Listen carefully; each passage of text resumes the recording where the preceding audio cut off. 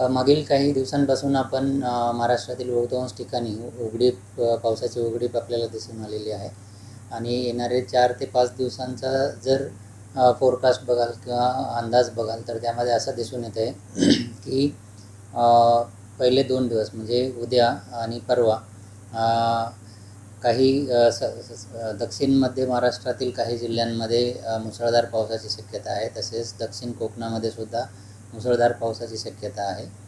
14 तारखेनंतर 12-13 नंतरच हलक्या ते मध्यम स्वरूपाचा पाऊस मध्य महाराष्ट्र किंवा पश्चिम महाराष्ट्रामध्ये तसेच दक्षिण मराठवाड्यातील काही जिल्ह्यांमध्ये आपल्याला एक्सपेक्टेड आहे 13-14 तारखेनंतर. आणि 15-16 आणि 17 तारखेनंतर सर्वदूर आपण हलक्या ते मध्यम स्वरूपाचा पाऊस एस्पेशली द इंटेरियर पार्ट किंवा प्लेन एरियाजला बघू शकतो.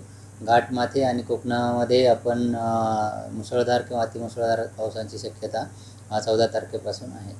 ओके, दक्षिण मध्य महाराष्ट्रातील काही जिल्हे जसं कोल्हापूर, सांगली, सातारा यांना ऑरेंज अलर्ट किंवा तिथे मुसळधार पावसाची शक्यता आपण उद्यापासून एक्सपेक्ट करत आहोत. आणि त्यानंतर 15-16 तारखेला आणि त्याचबरोबर दक्षिण कोकणातील काही जिल्ह्यांमध्ये जसं रत्नागिरी, सिंधुदुर्ग तिकडे सुद्धा मुसळधार पावसाची शक्यता आहे. आणि 14-15 नंतर तो पाऊस उत्तरेकडे सरकून इतर ठिकाणी सुद्धा किंवा आपण असं म्हणू शकतो की सर्वदूर पाऊस होण्याची शक्यता 14-15 तारखेनंतर आहे.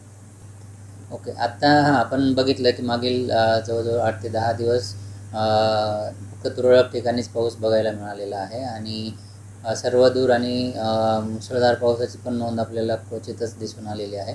तर आता परत मान्सूनचे वारे सक्रिय होताना दिसत आहेत आणि 13-14 तारखेपासून त्याची तीव्रता अजून वाढण्याची शक्यता आहे. आणि त्याचबरोबर बंगालच्या उपसागरामध्ये एक चक्रीय स्थिती तयार झालेली आहे आणि त्या चक्रीय स्थितीमुळे आणि मान्सूनचे वारे परत सक्रिय झाल्यामुळे आपण एक्सपेक्ट करत आहोत की 13-14 तारखेनंतर परत मान्सूनचा पाऊस सक्रिय होण्याची शक्यता आहे. आणि त्यामध्ये इतर जो मराठवाड्याचा भाग आहे किंवा पश्चिम महाराष्ट्रातील काही भाग आहे उत्तरेकडचा एस्पेशली तिथेसुद्धा पावसाची चांगली शक्यता आहे.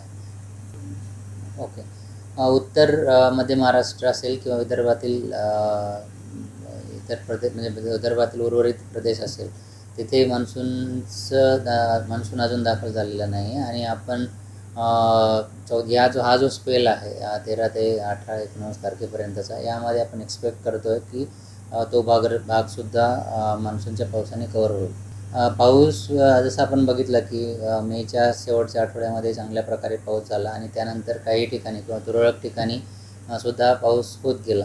परंतु मध्ये मागचा एक आठवडा जर बघाल तर बऱ्यापैकी उघडीप आपल्याला बऱ्याच ठिकाणी दिसून आलेली आहे. तर पेरणीविषयी जर म्हणाल तर कृषी विभागाकडनं जे काही सूचना दिल्या जात आहेत तर त्याकडे लक्ष ठेवणं आणि त्यानुसार पेरणीचं नियोजन करणं असं मी म्हणेन.